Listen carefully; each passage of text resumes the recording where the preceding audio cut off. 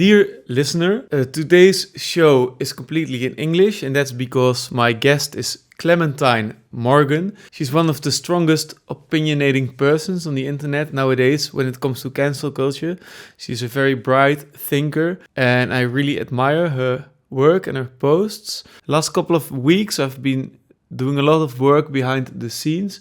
I try to make the new show with video, and I can use a lot of support. So for the people who already support me, thanks a lot. It helps making this shift towards videos. And if you want to contribute to the show, feel free to join at Patreon or Petje. You'll find the links in the descriptions down below. And so that being said, let me introduce you to Clementine Morrigan. I have a Dutch audience, so maybe you can introduce yourself a little bit. Sure. Yeah, I can introduce myself. I am a writer, and I am an independent writer. I mainly do self-publishing. I make zines for a living. I'm not sure if your audience is familiar with zines or how much of a zine subculture you have there, but they're basically like self-published, like small-scale independent publications. I'm kind of well known on Instagram, where I write a lot about my ideas, and I have a podcast that's called Fucking Canceled. And both on my Instagram, my writing, and also on my podcast, I talk a lot about cancel culture, which I think we're going to get into those type of topics today. But I also write about other topics and things. So I don't know. I feel like that's probably a good introduction. I came to know you from your posts on Instagram, and I know your podcast, of course, a little bit. And well, I was very curious because it's very nice to talk to you, because what I know about you is that you've been cancelled yourself. Mm-hmm. And in the Netherlands, we have a few journalists who actually say something like cancel culture doesn't exist. And what I'm really interested in is how it works on the ground level for normal people like you and me, and maybe people you know. So what I want to do today is try to have a little reconstruction.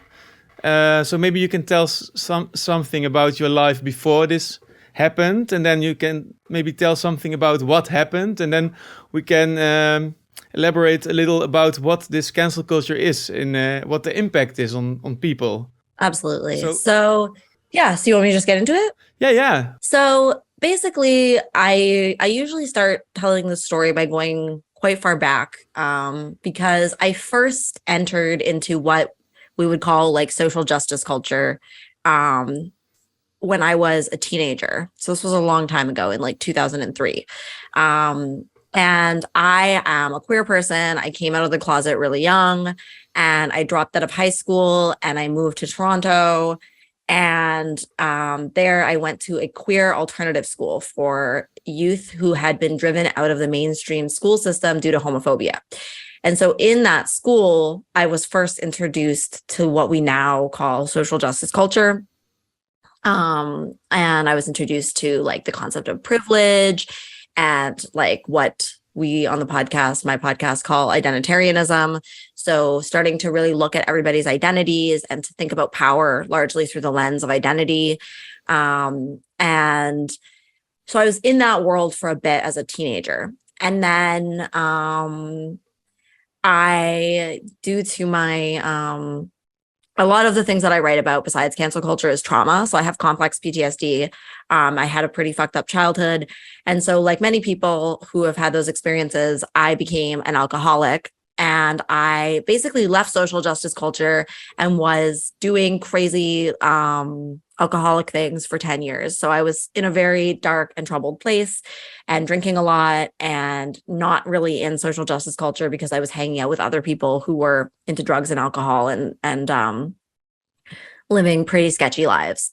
So at a certain point, I got sober when I was 25.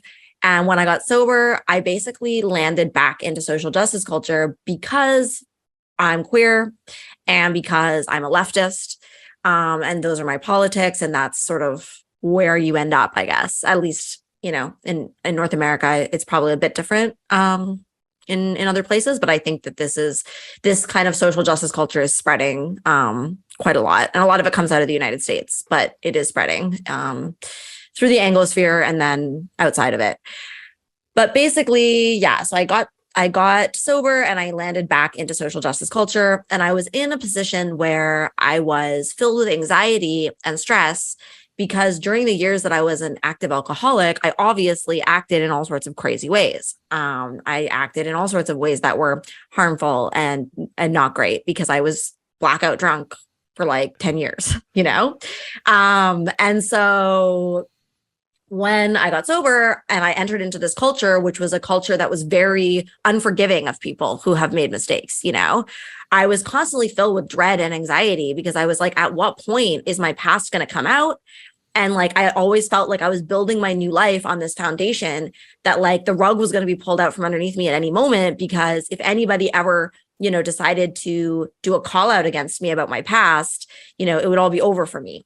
And the thing is that I was always a writer. I was like, even when I was during my alcoholic years, I was still making zines, and I always have been doing writing. It's like the most important thing to me. So obviously when I got sober, like writing was really important and I wanted to keep doing that, but I was really scared because anyone who has like a public facing job where you have to kind of be in the spotlight a little bit, you're more likely to get canceled, right? And so I knew that cancel culture was real. And this whole conversation about whether or not cancel culture is real is absolutely absurd to me, because anyone who's in these scenes knows that it's real because we've seen it happen so many times. Like, and how did you know at that point? Because I saw it happening. I saw it happening to other people, right? So like, I saw people getting called out. And at this point, now we're talking like 2013, 2014, you know, in my early sobriety. In those days, we called it call out culture. And we did call outs. And so people would make posts on the internet calling someone out for something. And sometimes it could be really serious accusations, things like the person was being accused of abuse, or it could be really minor things like the person is being accused of not using the right language about a political topic or something like that, right? Yeah. A friend of mine actually told me that the Tumblr world really introduced that mechanic, yes, in some sense. Definitely. And then it spread onto like Facebook and then Instagram and obviously Twitter. But yes, it was definitely happening on Tumblr. So I had seen it many times and I was aware that it existed. And yeah, like just to give like a minor example, you know, like I made a post at one point on Facebook jokingly being like, this was a bit later, but it's when I turned 30. I made a post where I was like, yeah, like I just turned 30 and I don't give a fuck anymore. You know, and somebody commented being like, actually, you know, as a white person, it's really like problematic that you're saying you don't give a fuck. Like what we need is for white people to give more of a fuck, you know? And so it takes this like very obviously like flippant joking comment that I made and turns it into this like very intense thing about race and racism. And obviously it's scary and threatening because I'm like, now you're basically accusing me of racism for making this like joking post about turning 30, you know? So small things like that were always happening. And, you know, I was very online and people were always doing this to each other, you know, like they were always making little comments that were implying that you had stepped out of line and you had done something wrong. And in some cases, you know, those blew up and people got canceled. And so I knew that it existed, but I was very deep inside this culture and I really did believe in it in the sense that I believed I could somehow redeem myself by being good enough and by following all the rules. And you know, that's what you're told, that if you don't do anything wrong, you have nothing to worry about, you know? And so I tried my best to be good and to follow the rules. And yeah, like I do have politics that are like, you know, deeply held politics where I don't believe that we should dehumanize anyone. I believe that all people should be treated with dignity and respect. I'm a socialist, you know, so like I am a leftist and I do genuinely hold those beliefs, but this culture is not really about that. It's about following a bunch of rules, right? Often like rhetorical rules about the way that you speak and about the way that you sort of present your politics. So I was following along and I was doing my best not to get in trouble for several years. When I was 5 years sober, I reached a point where I had been in therapy, you know, for quite some time. I was in 12-step programs like, Alcoholics Anonymous. And I was very recovered in the sense that like I was much healthier. And I could see that everything I had learned in my 12-step program and in therapy was very at odds with everything that I was expected to do and believe inside this culture. So for example, in Alcoholics Anonymous, you learn that no one is disposable, that people are not defined by their worst mistakes, that people are capable of change, that how people change is through treating them with kindness and by welcoming them in, not by shaming and scolding them and defining them through the worst things they've ever done, right? So I learned those things and I saw that it worked. I saw that if you treat people with kindness and compassion, they have a better chance of changing and getting better, right? And so I knew that, and I held those values in 12-step programs because I frequently was sharing space with people who have done all sorts of fucked up things, myself included. And then in social justice culture, I knew that that any of those types of things could destroy someone's life in a permanent way. Also in therapy, I was learning about boundaries and I was learning about what's mine and what's not mine. And like concepts like codependency, where, just because somebody's mad at you doesn't actually necessarily mean that you've done something wrong. And it's not a good idea to try to manage other people's emotions by doing whatever they tell you, So I was really like learning a lot of this stuff and I was recovering and becoming healthier. And so at 5 years sober, I was realizing that like, unfortunately, the way that I was acting and what I was expected to do inside social justice culture was totally at odds with what I had learned about what it means to be a healthy and responsible adult who treats people with kindness and compassion and respect, And I had at that point cut a bunch of people out of my life, not people that I knew super well or anything, but like if somebody said, this person is problematic, I would cut them out of my life, because I didn't want to get in trouble. And if you stay friends with someone who has been called problematic under cancel culture, you yourself are now problematic. And I didn't want to get in trouble, so I would just cut people out. And so at 5 years sober, I basically started to reach out to some of the people that I had done that to and apologize to them, because that's something we do at Alcoholics Anonymous, is we apologize when we have done things that are not nice. And so I was apologizing to people and I was expressing that, it wasn't really nice of me or fair of me to cut them out of my life due to some kind of rumor.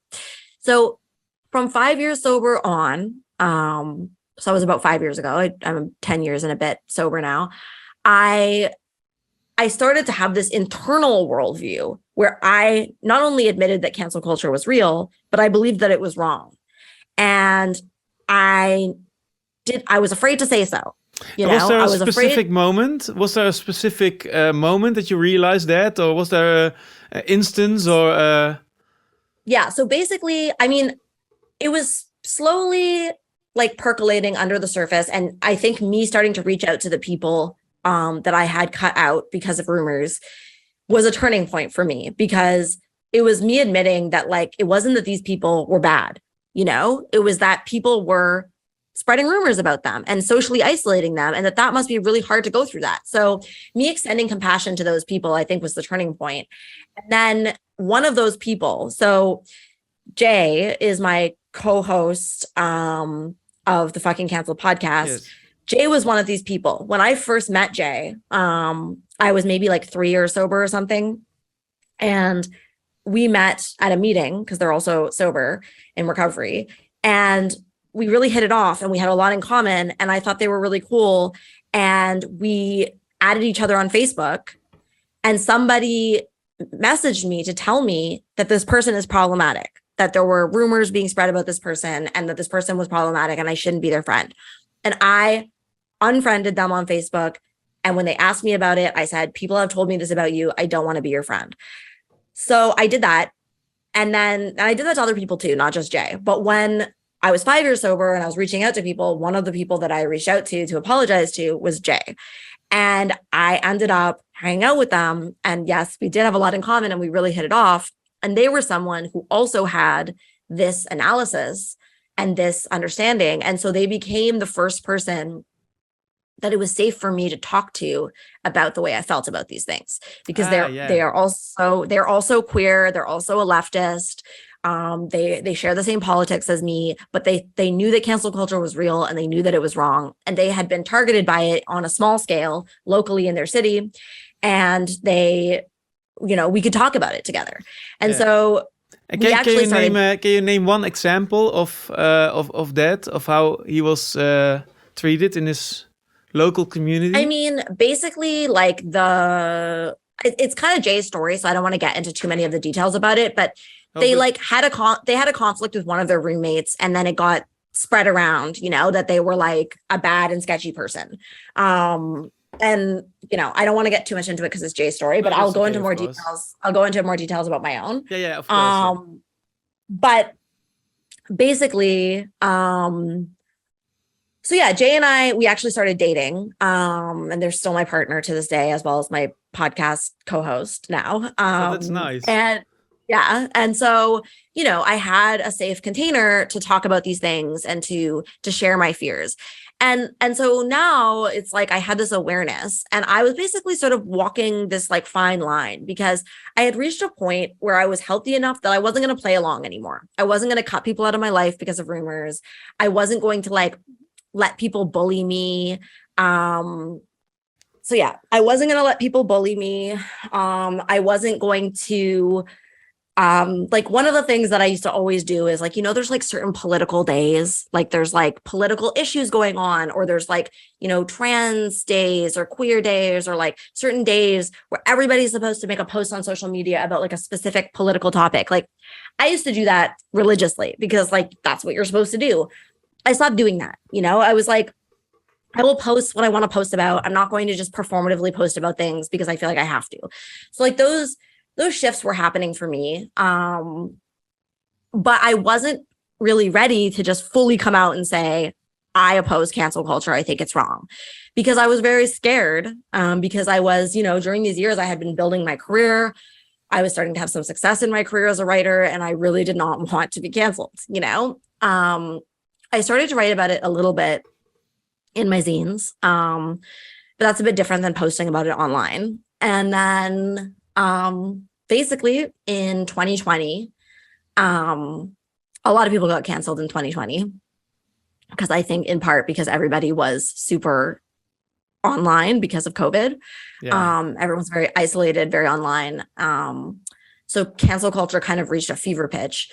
And so the murder of George Floyd in the United States kind of started this very intense stuff online about race and racism, and the way that people were expected to act online about race and racism. So in the summer of 2020, a lot of things were happening. Like people were posting like a black square on Instagram, and then they were like, no, you shouldn't have posted a black square on Instagram. And then there was this thing called like mute the white noise, where like white creators were expected to like not post for a period of time. Like there was a bunch of stuff like that going on. Basically, I knew that like I needed to play along with this to some extent. And like, let me be clear. I think that police violence is a very serious issue. I do take it very seriously. I think that racism is a very serious issue, and I do take it very seriously. It's not that I was against the idea of people caring about these things, and I actually was hopeful that maybe this could go in a positive way. But, I did think that it's wrong. I don't think that like harassing random people who post on Instagram is the way that we fight racism, or the way that we challenge like police violence, And I knew that as like a white person posting online at this time, that it was like, I had to be careful. But I wasn't going to basically do performative white guilt on the internet. Like I was way too recovered for that. I was not going to do performative white guilt. And so instead, I use this time to talk about what I know about abolitionism, the abolition of police and prisons. I was sharing my knowledge about that as somebody who is a formerly street-involved alcoholic who's had a lot of experience, for example, like de-escalating violent situations without involving the police, things like that. So I was talking about the topics, but maybe not in the way that people wanted me to. And what ended up happening is somebody messaged me and said they didn't even message me. They made a story about me, but it tagged me, right? They made a story about me on Instagram that said Clementine Morrigan has not shared anything about Black Lives Matter and is just continuing to post her own things as if none of this is happening. And this was not true. I had posted several things about Black Lives Matter. You could see it directly on my page as soon as you went to my page. I had stopped posting about my own like work for 2 weeks, which as like a totally independent writer basically means that like I don't make sales for 2 weeks, which is like not going to work for 2 weeks, you know? So I had done that. But after 2 weeks, I was like, I have to make money to live. So I'm going to continue to post my stuff. But I was posting about Black Lives Matter and I was posting about the police. And so I just messaged the person and was like, hey, I'm not sure why you said this, but it's not true. Like you can look at my page and you can see that I have posted about it. And the person responded to me by saying that it was inappropriate for me to be disagreeing with them on this, and that the only thing that I could do now was to deplatform my account to a Black person, either temporarily or preferably permanently.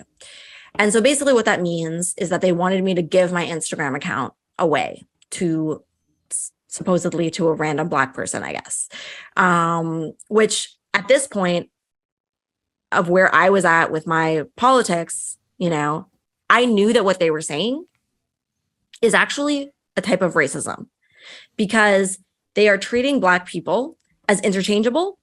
They're acting as if I could just choose a random Black person and that Black person would basically be sharing the same politics that they have, you know, which is fundamentally not true because there are literally, it's a huge population and they don't all think the same and they're not all going to say the same thing. They're not all going to believe, for example, that the police should be abolished, right?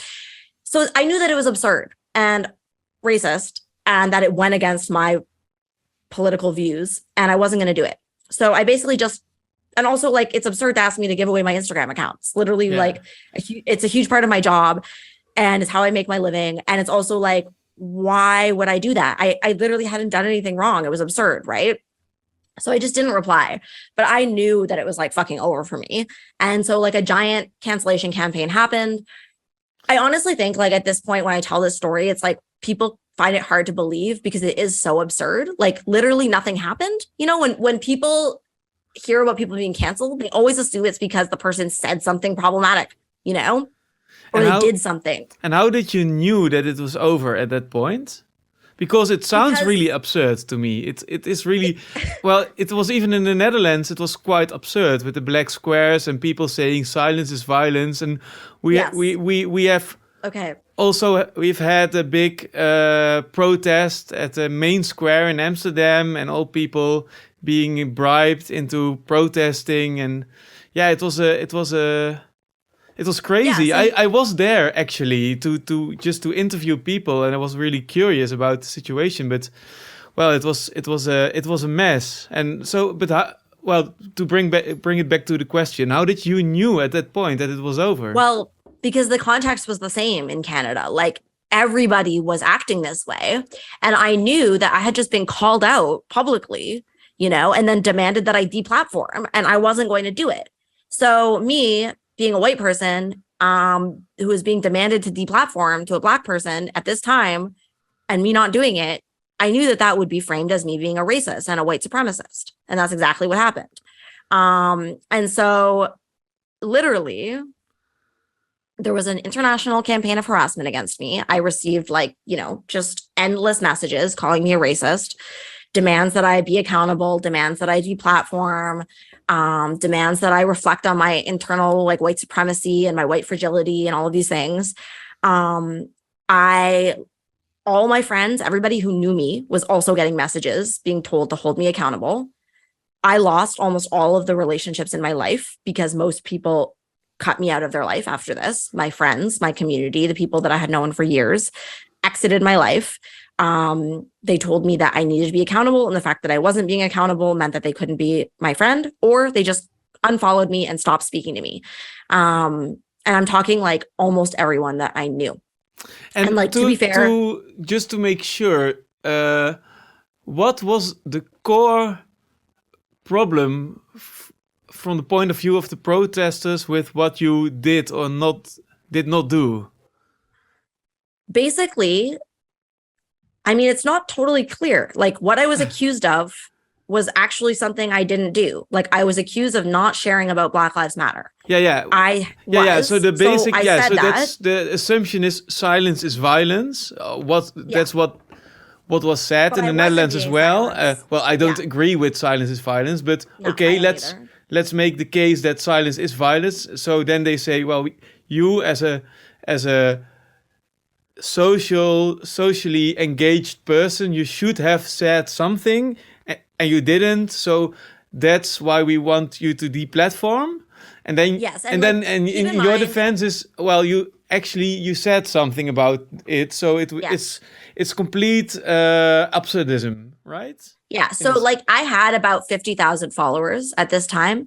And so the idea is that I have a platform, right? Yeah. And the idea and platforms are like, they're held up as like a great deal of like social capital. And to some extent that's true, right? Like people are listening to me. Yeah, but it's I do have a also platform. not true, because everybody has a platform. That's For what sure. social media is, right? Exactly. And I mean, yes, I had 50,000 followers. That's a lot of people. It's also like quite small compared to many other people on social media who have much bigger platforms. Regardless, Yeah, it's at the end of the day, like I literally had shared about it. I had shared about it many times and you could see it. Like I was posting about it regularly. So the accusation was just simply not true. But it doesn't really matter. Like the thing about this stuff is that it doesn't really make sense. Yeah. And it doesn't really need to make sense. I was told something. I challenged it. I pushed back. I said, I have been sharing about it. They said, how dare you push back on this? Now you have to deplatform. And, you know, there were some people at this time, there were some white like Instagram creators who just deplatformed like for no reason, like just because it was seen as a good thing to give away your Instagram to a Black person at this time. So there were a few people who literally just did that, and people were bringing that up to me and being like, look, other people have done it. Why don't you just give away your Instagram? And to me, it's like, why would I give away my Instagram? Yeah. That doesn't make any sense for so many reasons, right? As if the followers Just want to follow a random person. Yeah, I don't want to follow a random person. I want to follow you. Exactly. So, yeah, but it like the way that cancel culture works is that the original accusation disappears. Yeah. What people were saying is that I had been called out for problematic behavior, and that I had been called out for problematic behavior by a Black person. And the person who called me out was a person of color, but they weren't a Black person. But regardless, you know, I had been called out. I had been told to deplatform, and I was refusing to deplatform. And so now it's like Clementine Morrigan has been demanded to deplatform, and she's refusing to deplatform is the accusation.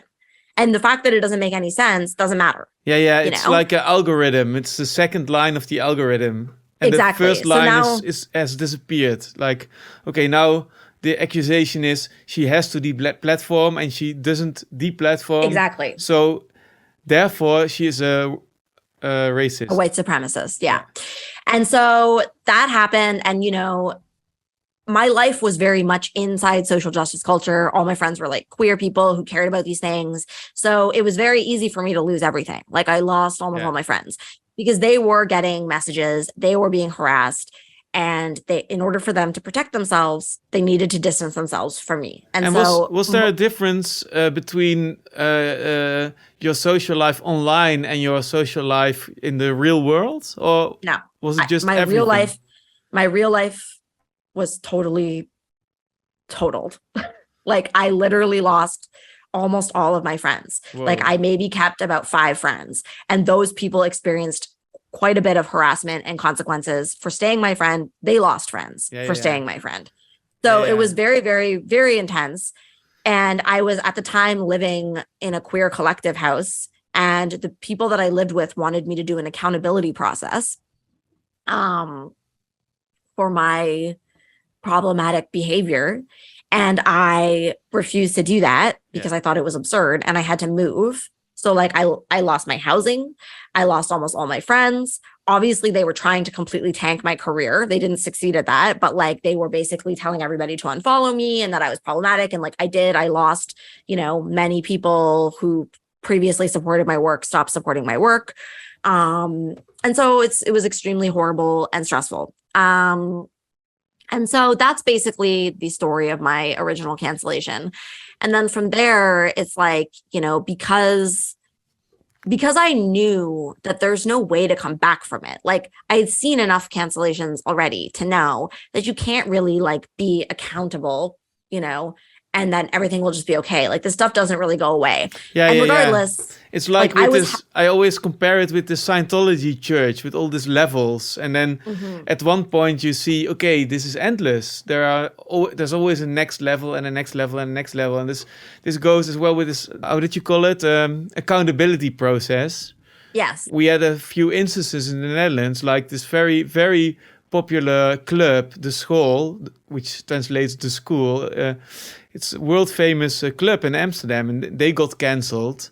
And those people running the place, who are really friendly, open-minded people. It was like a queer hotspot in Amsterdam, which is one of the main hubs for people all over the world to be who you are. It's a safe haven for those people, and so the club owners, who are really friendly, nice people, they said, okay, let's set up a meeting. And then, well, you can hear it on the internet. It's like a 3-hour meeting, and this is the live action accountability process. And it's really shocking because they try to do their best to say, okay, here we are wrong, we can do this or we can do that, and then that becomes a new ground to cancel them again over, because it's like a confession in a way. It's used as a confession, and it's endless. And then, okay, now you have to go, you have to close down, you have to move, you have to refresh everyone. Yeah, it's crazy. So so I knew that. I'd seen enough of it to know that. And also I was healthy enough to be like, I'm not going to apologize for anything because I haven't done anything wrong. Yeah. Like I was very aware that like what these people were doing was inappropriate. It was harassment, and it was not like I hadn't done anything. So I wasn't going to apologize. So there was nothing I could do. So basically at that point, I started, like, me and Jay, we were talking about it for a few months, and we were just like, I guess, it's happened, like it finally happened. And so now there's no going back. And so we decided to start our podcast, which is called Fucking Canceled. And we spend a lot of time talking about these things, unpacking these things, and basically giving a leftist critique of cancel culture on the podcast. And so because of that, and because I started writing very publicly on Instagram about these topics, I then became even more problematic and even more controversial, because it wasn't just that I was canceled, but basically I was refusing to be accountable and like saying that cancel culture is real and is bad. And so people got really mad about that. And that has continued. And there's different waves of harassment against me. And, I'm still banned from lots of places, and I'm very controversial. And I always have to deal with like the question of like, do people hate me in any given space? But that being said, the podcast has also been very successful. My career has grown. I have managed to build a new audience for myself and bring some of my old audience along. And there are a lot of people who are now ready to have this conversation. And I think it's really important that we are able to have a critique of this stuff coming from the left, because what ends up happening is that people on the right are not worried about talking about this stuff. They will name that cancel culture is real and they'll talk about it, but they have a right-wing framework. And for people who are canceled out of these communities and they go on Google trying to figure out what's happening to them, they kind of only find right-wing answers. And so I think it's very important for people on the left to offer left-wing alternatives and left-wing ways to think about cancel culture. And so that's a lot of what I do now. Do you think that this that you being cancelled has something to do with your history of social justice, with your experience being a social justice warrior in a sense yourself? Do you think there's a connection? I mean, definitely there's a connection. Like, this type of cancel culture, this that we're talking about, comes out of social justice culture. And the fact that I was so immersed in social justice culture means that I lost everything, because my entire life was in that world. All my friends were in that world. So when I got canceled, I lost everything. That being said, this culture has spread significantly. So it used to be that it was sort of subcultural or niche. Now it is way more mainstream. And so this is happening to more and more people who were not actually, like I was, deep inside the culture. And so now it's happening to people who are relatively, just like what I would call like a normie, like somebody who's not queer and in social justice world. And because this culture is becoming more and more mainstream. So, but I think if you have connections and things outside of social justice culture, it means that if this happens to you, you won't necessarily lose everything. But it can still be totally devastating for people. Like they can lose their businesses and their reputations and so on and so forth, even if they aren't entirely in social justice world, because this culture has become basically much more hegemonic. Well, what I see is that people who try to do good actually getting cancelled, whereas sure. people who don't try at all to be good don't get cancelled. So I see a connection there as well. I think what it is that if you have a public facing life of any kind, your chances of being canceled goes up significantly. Yeah, because if I was true. just a regular person, like, and I didn't have a platform on Instagram and I wasn't a writer, then like, I might get canceled like on a local scale, kind of like what happened to Jay, where people are sort of talking shit locally. Yeah. But if you have a public facing job, and many people who have public facing jobs, or like they have some kind of public persona, many of them are trying to use it to do good in the world, right? Like they're trying to do something positive. They're trying to do activism. They're standing up for causes that they believe in, as well as whatever else it is that they're doing. But yeah, I think that what put me at risk of being canceled at such a large scale was that I had a large platform and I was a public facing figure. Yeah, that makes sense. And on your Instagram page, you have a lot of really strong and posts about cancel culture, and so maybe you can elaborate on that a little. Like, what is it in the culture itself that is so dangerous for societies? Yeah, so there's a lot of things that are a problem with cancel culture. One is that, to be canceled is an absolute extreme attack on everything that a person needs to live.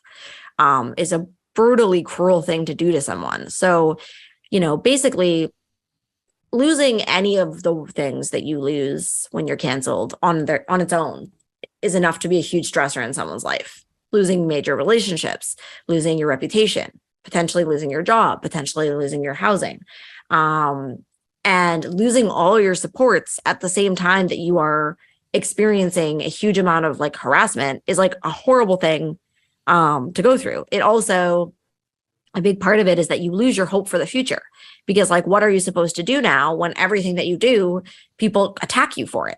And there's no end point. There's no point in which you become uncanceled. So it's brutally intense for people's mental health. And it is definitely a suicide risk. It definitely puts people in a position where all of the meaning and all of the joy in their lives is like fully under threat. So for that reason alone, I think we should care about it, because it's cruel and treating people like that is wrong. But then it also has this other effect that it isn't just impacting people who are being canceled. It's impacting everybody else around them, right? Because it's creating a situation where it's eroding our trust of our friends and our community. Like, you're talking about how people are expecting you to abandon your friends because they're being canceled. That's very intense. Like, human beings are social animals. We deeply need our friends and our connections and our communities. And feeling like at any time, you could be expected to abandon your friends because you're told to, at risk of you yourself being abandoned by everybody, creates a situation where we can't build strong relationships and trusting community, because we're constantly witnessing people being treated totally disposably. So it's very bad on a social level in terms of building our communities and our connections. It's also very bad for critical thinking and our ability to, think deeply and carefully about important issues, because we're basically taught that there's like one right way to think about something, and you have to repeat those orthodoxies. And if you don't, you're really fucked up and wrong. But the thing is that even on the left, every single important political issue that you can think of is complicated, and there are different perspectives on it. There always have been, right? So the question, for example, about like race and racism and what we should do about it, there are many different leftist perspectives about how to answer that question, right? And the idea that people should post a bunch of stuff on the internet, or that like white creators should like deplatform or something, you know, you could debate that. You could debate whether or not that's an effective strategy for addressing racism. And I would say that it's not, any issue that you want to look at on the left about, how do we create a world where people have their needs met and they can be who they are, and they aren't being discriminated against. There's a variety of possible answers about how do we get there. And I think that we are in such dire times, especially with climate change, and the state of the world today, that we really need people thinking carefully and deeply and honestly about these questions, not just repeating like canned responses that they know that they're supposed to say, right? I think we lose an opportunity for actually using our brains to try to come up with real solutions to the serious problems that we face. And then finally, the left is in shambles and is completely unable to effectively organize, in large part because leftists and activists and organizers are constantly getting canceled.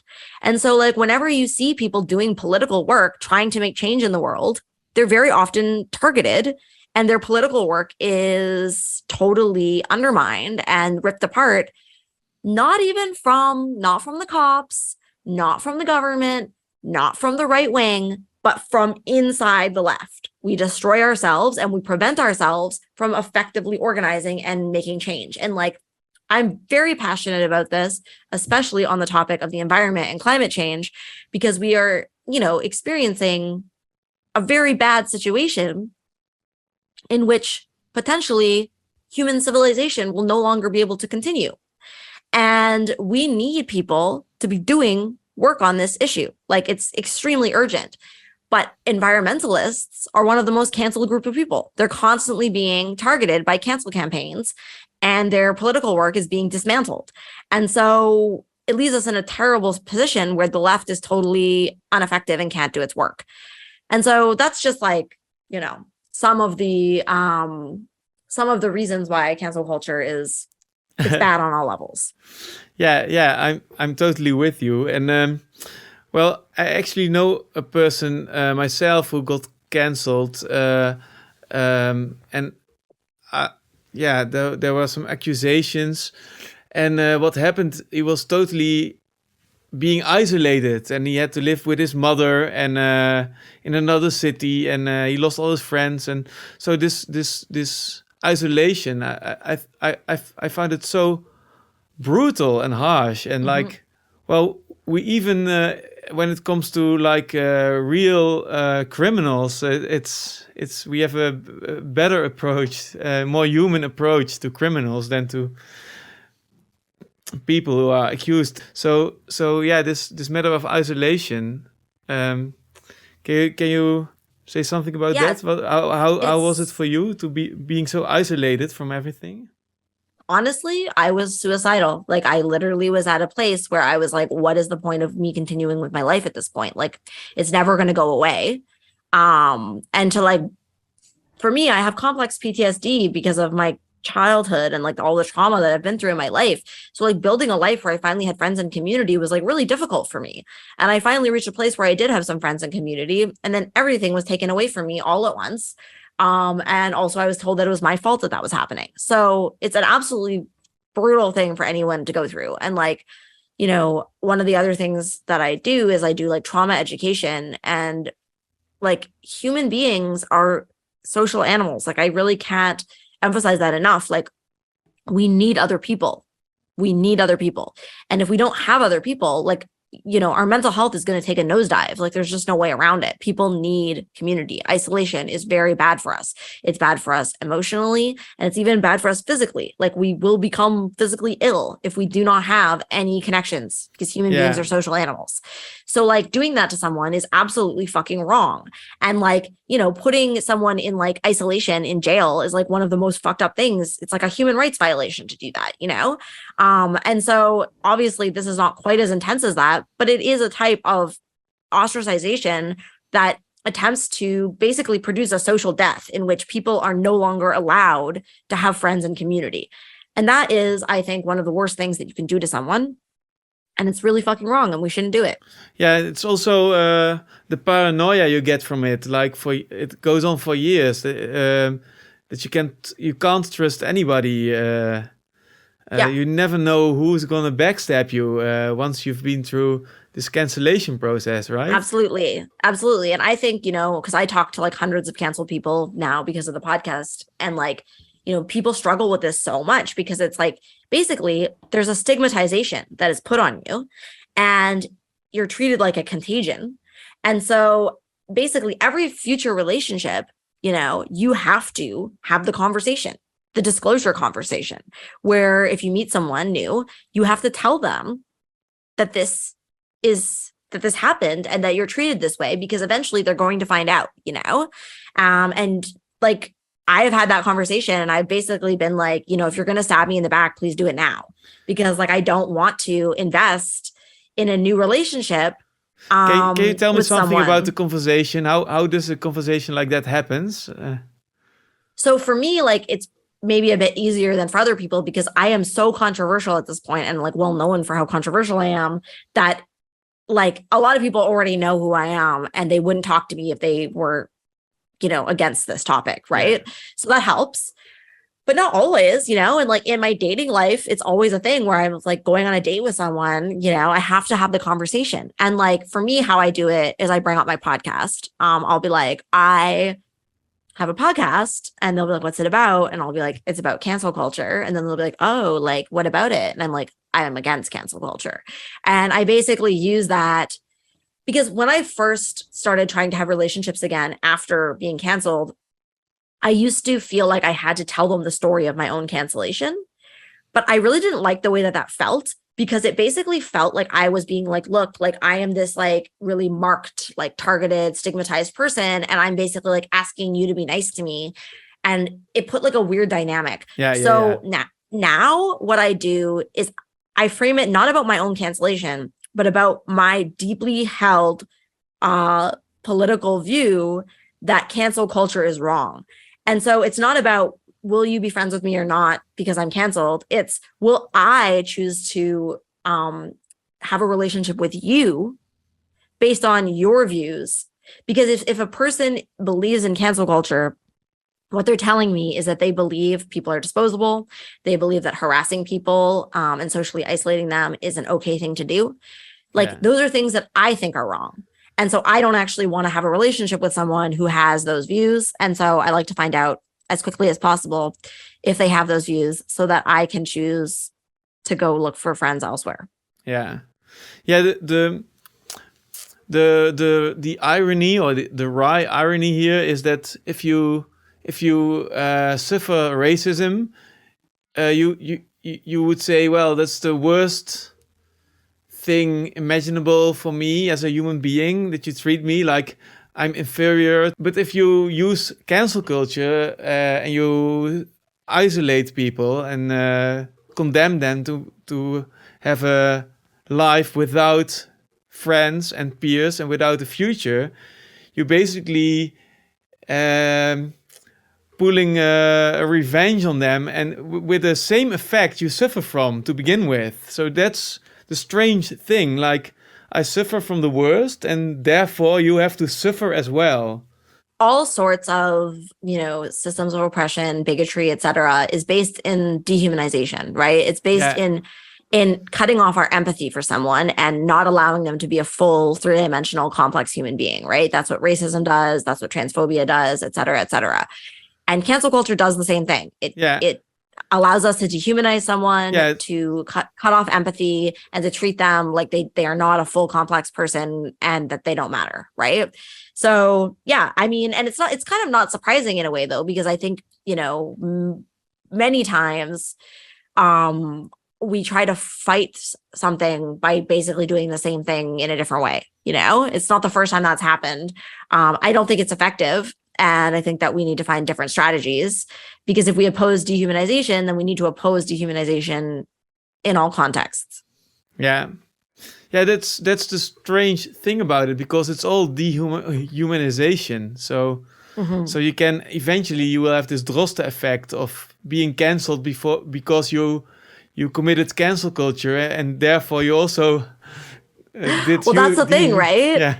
And I think that's part of the reason why people who have canceled a lot of people or who are very involved with cancel culture, they don't want to admit that cancel culture is wrong or that it is abusive, because in their worldview, if they have done something wrong and abusive, it means they should be dehumanized. And so they don't want that to happen to them.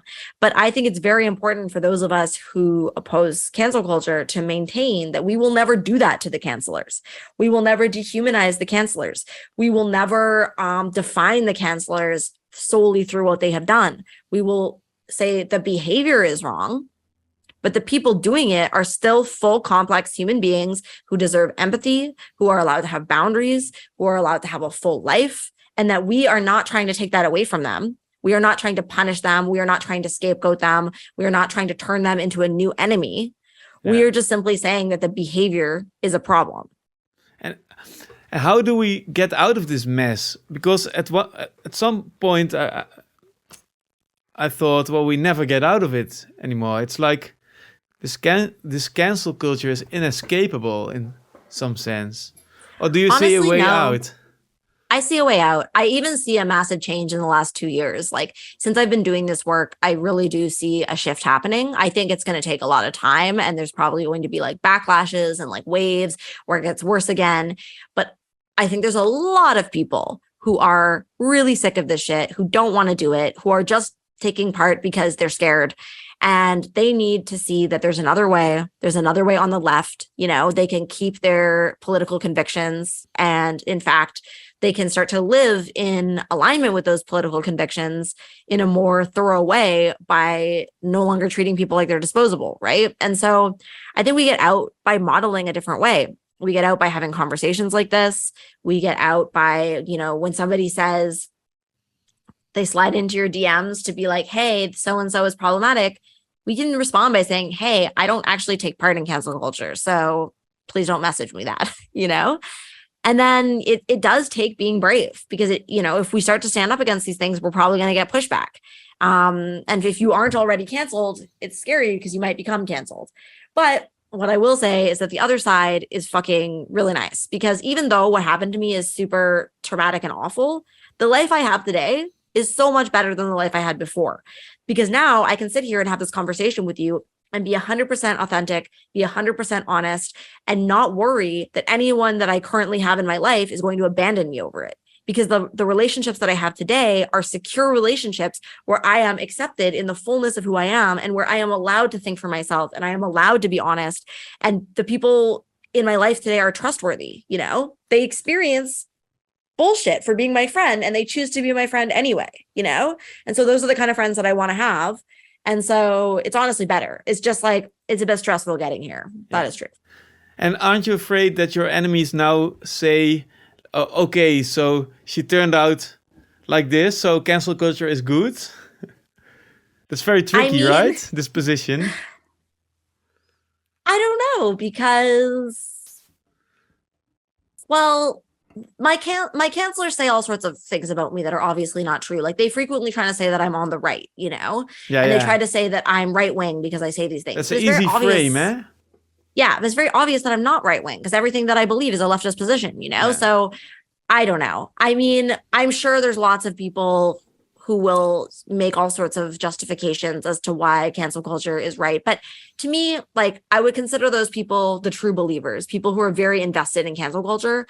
And I wish them the best, and I hope one day they change. But I'm more interested in reaching the people, the majority of people who are not actually true believers in cancel culture. They're just sort of being dragged along because they don't want to get canceled themselves. And so I'm more interested in reaching those people and showing them that there is another way, and that if they start to divest from cancel culture now, before they get canceled, that when it happens to them, they won't lose everything, and they'll actually still have friends and community who have their back, you know? Yeah. I really encourage people who have canceled someone and they regret it to make amends, to apologize, and to try to create repair, you know? But how do you do that? Because it's like this paranoia all over. Well, it means you're going to experience consequences. People are going to cancel you. They're going to cancel you. And so I get it. It's scary. it's also something, it's the right thing to do and you'll survive, you know? I know that that's like kind of easier said than done. I get it. But like, I've already been through my cancellation. There's no going back for me. And I know that like I did survive it and my life is better now than it was before. And it's like, what are you holding on to? Do you like being afraid of your friends? Like, is that something you'd like to continue on indefinitely? Or would you rather just sort of rip the Band-Aid off, be honest about what you think, lose some friends and get some new ones and get to live your life in honesty now, you know?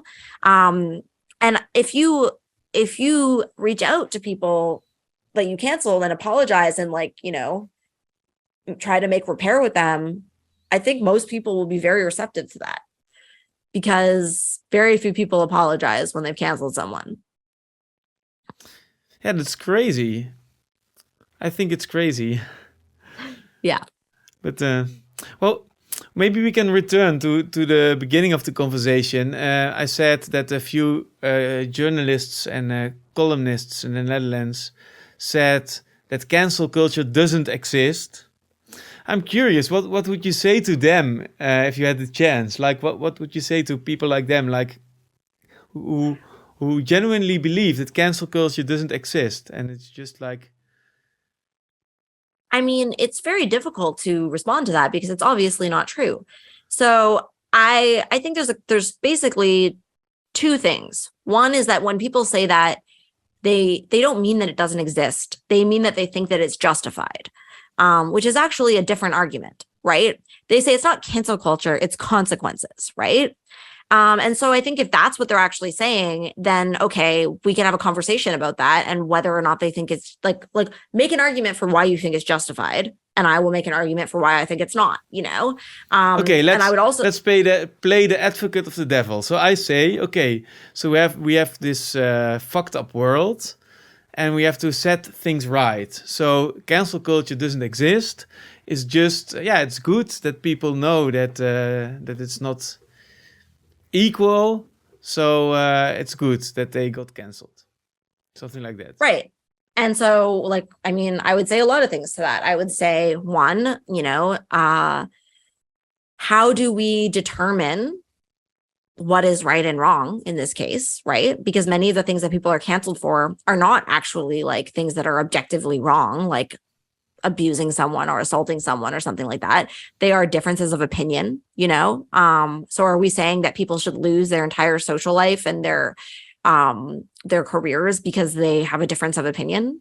You know, do you want to live in a world with such rigid, narrow, like ideas where you're not allowed to think for yourself, even on the left, you know, because there's differences of opinion on the left. So I think that that's a problem. I would also say that, you know, in terms of more serious things, where there is actually an accusation of something serious like abuse, do we actually believe that socially isolating someone and driving them out of their community is an effective way to stop them from ever abusing someone again? Because I would say that it's not an effective way, because we know that people change through support and community, not through shame and isolation, right? In fact, like you can even use jails as an example for this, right? Like when you put people in jail, you traumatize them because it's very traumatizing in jail. At least, you know, I don't know what it's like in the Netherlands, but in North America, jails are extremely traumatizing. Yeah, I think it's pretty traumatizing in every sense, everywhere. But but I still think in America it's a lot worse than in the Netherlands. But it's still terrible. It's still terrible. Yeah, it's still terrible. And it's so what happens, right? People repeat offend when they get out very, very often. And the reason for this is because nobody helped them. People do fucked up things because they are not doing okay, you know? And if we want to help people to change, we have to help them to change. And that means that we have to give them resources and we have to give them community and we have to help them. And if that's the truth, like that is actually how we change. And so like, if we take abuse seriously and we want abuse to stop, then we can't just throw people away, because literally, unless you are willing to lock them up in isolation for the rest of their lives or murder them, which I do not think we should do either of those things, then the reality is that they still exist. Just because you drove them out of your community does not mean they cease to exist. They're going somewhere else. They're always going to seek out relationships because they're a human being and human beings need relationships. So if they are someone who abuses, they're going to abuse again, probably. And so do we want to help them change, or do we just not want them to abuse our friends, or we're just going to drive them out of community, right? And like, I'm very passionate about this because I'm a survivor. Like, a lot of fucked up things have happened to me in my life. I take abuse very seriously. And I would like to see a world where we do not abuse each other. And so I do not think that cancel culture is an effective way to actually address abuse or to transform abuse. And so I don't think it's good. And then on top of that, there's all of the question of, are we justified in abusing someone else because they abuse someone? And I would say no. Like, I would say that abusing someone and isolating them and harassing them and destroying their life is never justified, no matter what they've done, because it's still wrong to do that to someone. Yeah. So, I mean, I go on and on and on, but I have lots of responses to people who say it's justified and it's good. I don't think it is justified, and I don't think that it is good, and I don't think that's effective in moving towards a more just world with less abuse. Yeah, we now see in politics things like people being accused of crossing boundaries or something like that. And it's a very gray area, because in politics, people are sometimes really passionate, just being themselves, And and then someone can say like, it's like you're crossing my boundary. It's very, I don't feel safe. I feel unsafe with you. Something like that. And people like working in Dutch politics for like 25 years now and being cancelled. And it's crazy because there's been a normalization of this cancel culture. And it's like, it's a little bit of Me Too. It's a little bit of Black Lives Matter. Mm-hmm. It's a little bit of everything. And then the Me Too people, they say like, well, but if you're not being cancelled, then how can we do something about it? Because the police doesn't do anything about it. And so there's also all kinds of bits and pieces of this normalization. And then now it's pretty easy to cancel someone. Just say that you feel unsafe. And then, people don't even hear the accusations anymore. It's like, Do you hear something like that as well in Canada or in America? I mean, it's very common. Accusations have become extremely vague. Saying that you feel unsafe, is not really an accusation. Like, what do you mean by that? And I don't think that it helps us to actually get clear on like what abuse is and how we should address it. I think we need to be a lot more specific about what we mean when we're talking about abuse and when we're making serious allegations like that, so that we can address actual serious abuse. But feeling unsafe is totally vague, and it doesn't actually have any information in there. And we can feel unsafe for lots of reasons. That doesn't necessarily mean that we are unsafe in a situation. So there's no clarity in that. It's not really helpful. Anybody can make the claim that they feel unsafe. It's And people might feel unsafe, but like, feeling unsafe is not the same thing as being unsafe, right? And you might feel unsafe for reasons that have nothing to do with the current situation, right? And it might be something that's going on for you. Like, Well, I've worked in theater a lot, so I know that, sometimes you need this playground, and of course people feel unsafe in a playground because it's like, because it is a playground, so it's very vague when you're in the arts to hear that.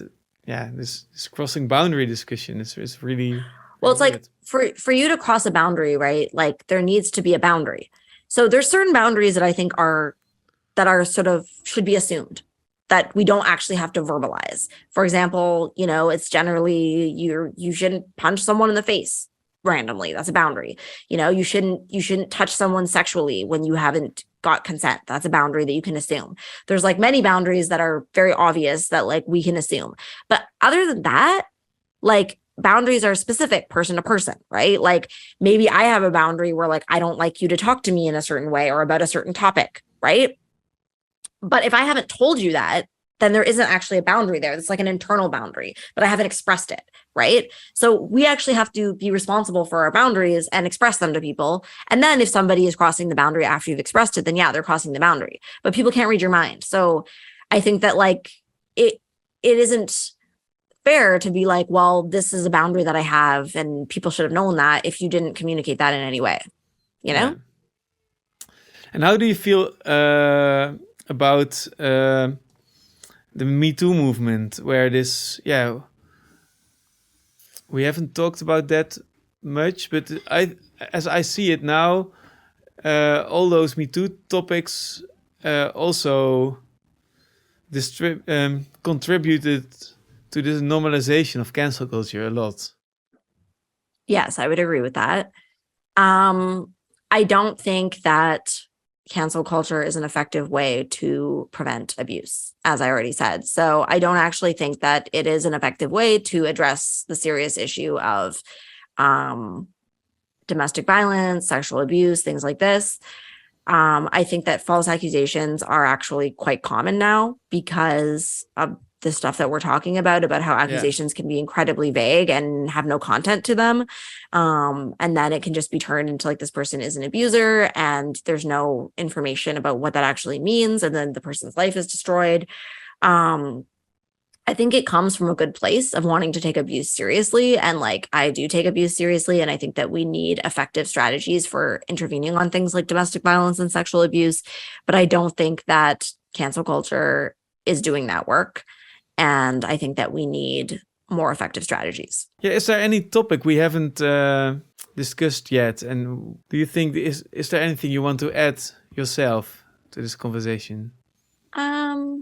I guess my final thoughts would just be that I think a lot of these topics are very loaded emotionally for people, right? Like things like sexual abuse, domestic violence, racism.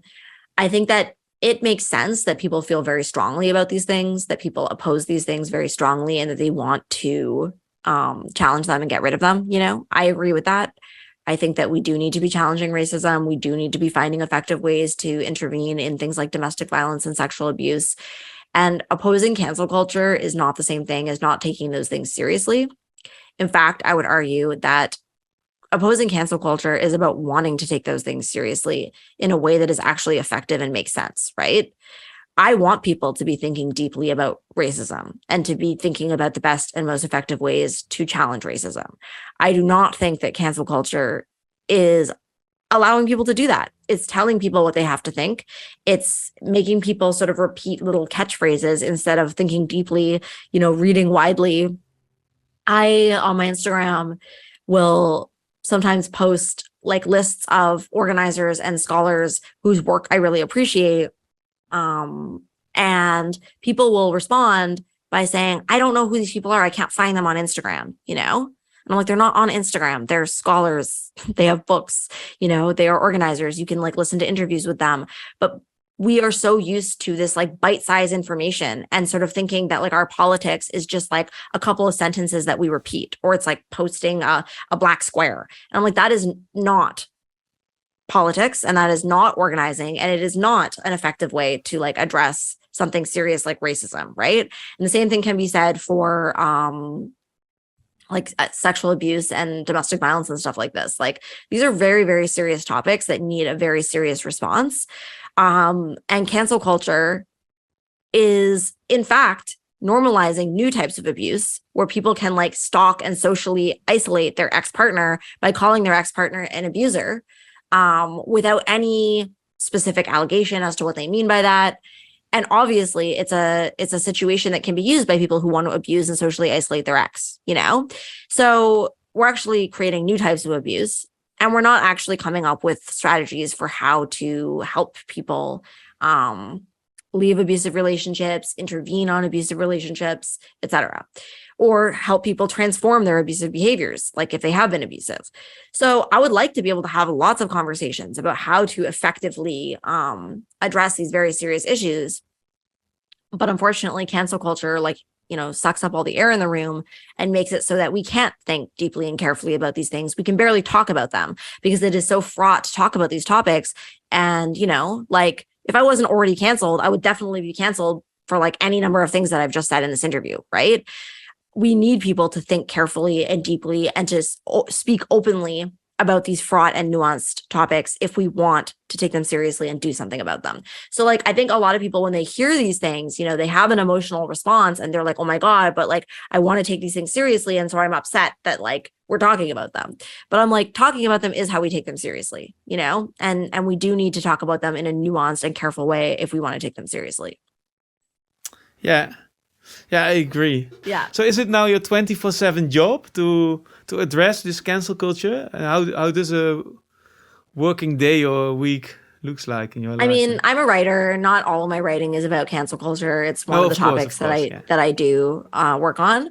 But yeah, I basically run a business selling my writing. So I do all of it from like writing to like the actual like production and the distribution. So that takes up a huge amount of my time. Oh, wow. I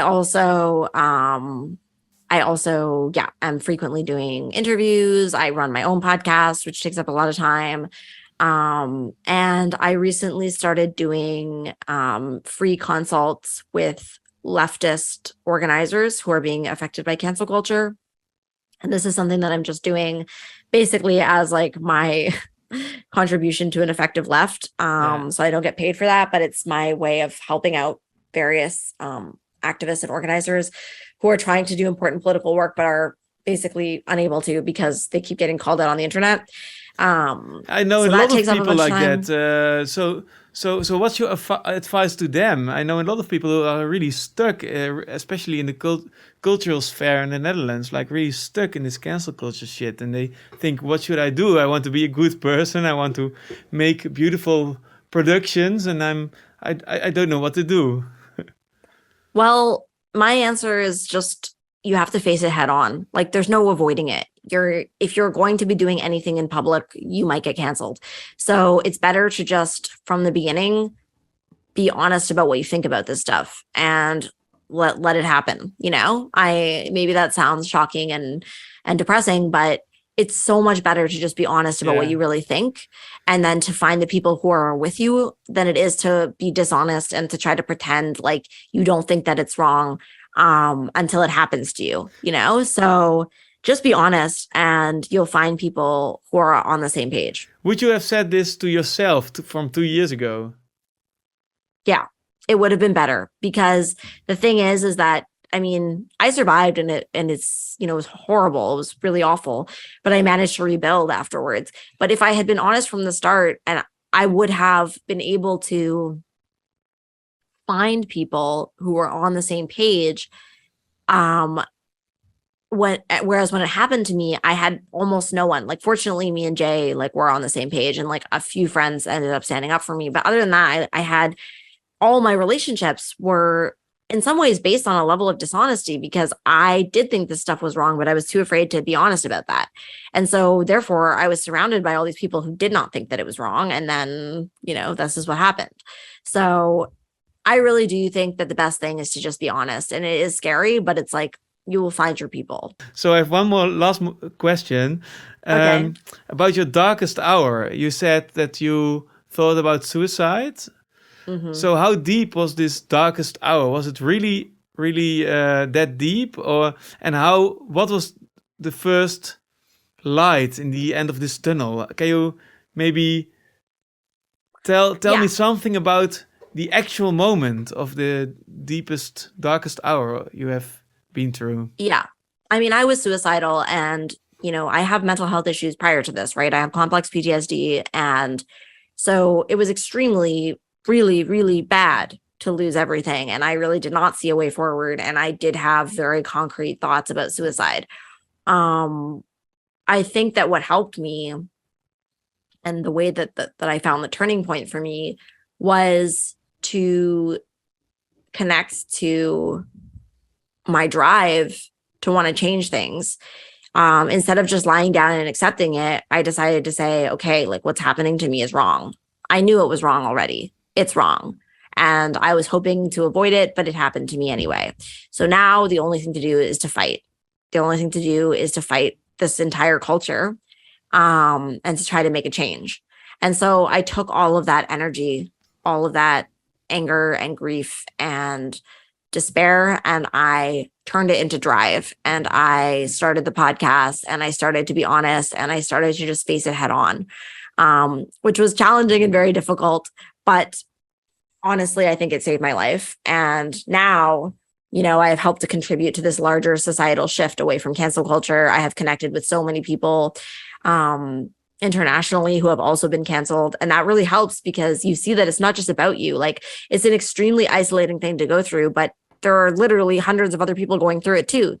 And so when you actually connect with those other people and you share like the trauma that you've been through together and you humanize each other and you build community, like, it feels really good. So yeah, I would say that being honest and being in my integrity and facing it head on is the thing that got me out of that darkest hour. Yeah. Well, it's in a way a hopeful story, although it's a horror story. It's still hopeful that you find something within yourself to get through it and then climb up again. I hope that a cancelled person listens to these words and think, okay, then I might climb up as well. So yeah, absolutely. That's the first step. And I really admire your writings. I only know your writing from Instagram, and but I'm always I always tend to read it when it comes by, and I it's really powerful and thought through. So yeah, I'm really glad that you are here in this internet sphere, and that now I can hear your story. So yeah, thank you very, very much. It's really nice talking to you and hear your story. Yeah, thanks for having me. Yes. Is there any last thing you want to say, or? I guess I'll just tell people where they can find my work, which is on Instagram. I'm Clementine Morrigan. I also have a website, which is clementinemorrigan.com, where you can buy my zines and my writing. And then the podcast is Fucking Canceled, which you can find basically anywhere that you listen to podcasts if you just look up Fucking Canceled.